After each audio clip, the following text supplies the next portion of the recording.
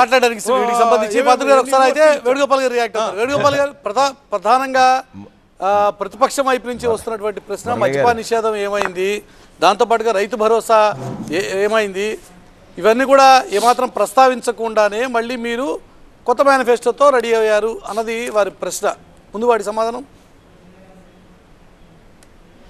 మురళి గారు నమస్కారం. నమస్తే. నాగభూషణ గారు చెప్పినవి అబద్ధాలా నిజాలనేది ప్రజలందరికీ తెలిసిన అంశాలే కదండి.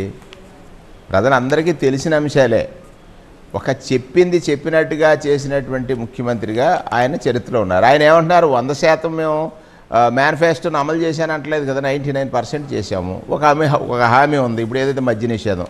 నేనేమంటానంటే నాగభూషణం గారిని వారి ఆత్మపరిశీలన చేసుకోవాలి.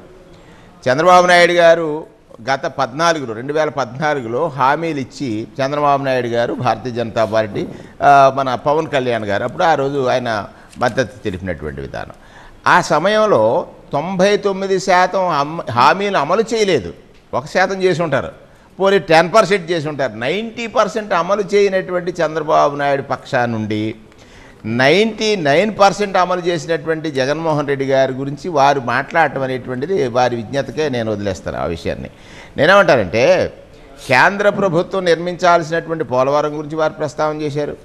పోలవరం ప్రస్తావన చేసినప్పుడు కేంద్ర ప్రభుత్వము రాష్ట్ర ప్రయోజనాలకి లేదా ప్రజా ప్రయోజనాలకి బాధ్యత వహించాల్సినటువంటి ప్రభుత్వమే.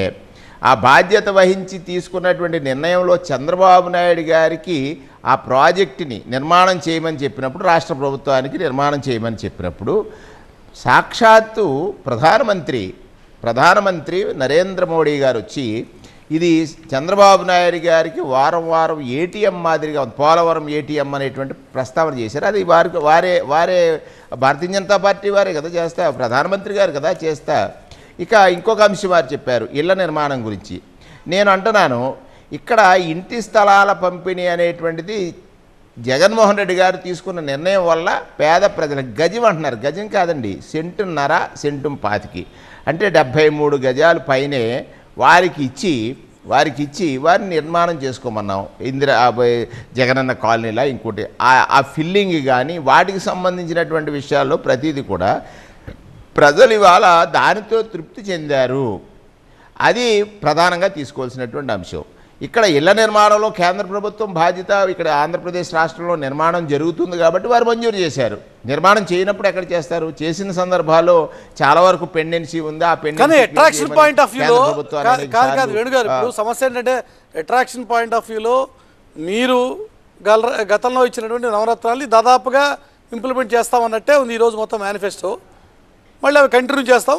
కొన్ని పెన్షన్లు లాంటివి పెన్షన్ లాంటివి కొద్దిగా ఏదో పెంచుతామన్నట్టున్నారు. కానీ మీ ప్రత్యర్థి పార్టీల మేనిఫెస్టో చాలా ఆశాజనకంగా, చాలా ఎక్కువ ఊరించే విధంగా ఉంది కదా. సూపర్ 6 అనేది చాలా మాటలో చెప్పాలంటే సూపర్ 6. మురళి గారు నేను ఒక్క మాటలో చెప్తాను. నిజం కొంచెం కఠినంగా ఉంటుంది, అబద్ధం అందంగా ఉంటుంది, చాలా ఆస్వాదించదగినట్టుగా ఉంటుంది, లేదా చాలా గొప్పగా మధురంగా కనపడుతుంది. అబద్ధం చెప్పేటువంటి వారి మాటలు చాలా మాధుర్యంగా ఉంటాయి, కానీ నిజం కఠినంగా ఉంటుంది. కఠినం అంటే వారు నిజాన్ని జీర్ణించుకోలేని స్థితిలో ఉంటారు. ఎప్పుడైనా ముఖ్యమంత్రి గారు ఇవాళ ప్రకటించినటువంటి విధానం ఏంటంటే ప్రజలకి వారు ఒక మాట చెప్పారు 2019లో. ఆ మాటని పోషించుకోవడానికి కరోనా లాంటి కష్టం వచ్చినా కూడా ఎక్కడ వెనకెళ్లకుండా వారికి కావాల్సిన ప్రజావసరాలను ఖచ్చితంగా తీర్చే సమయంలో ఇక్కడ 2-3 అంశాలు మీరు తీసుకోవాలి. అమ్మఒడి అనేటువంటి కార్యక్రమం ఉందండి.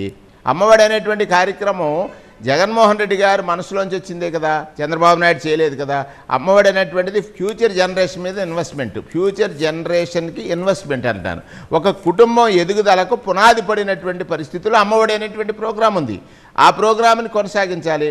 రాష్ట్ర ఆదాయానికి సంబంధించినటువంటి విషయాల గురించి ప్రస్తావన చూస్తున్నట్లయితే దానినన్నింటినీ కూడా ఆయన పరిగణలోకి తీసుకుని ఇవాళ ప్రజలకు ఏదైతే ఒక మాట చెప్పారో ఆ మాటకు సంబంధించినటువంటి విశ్వసనీయత అంటే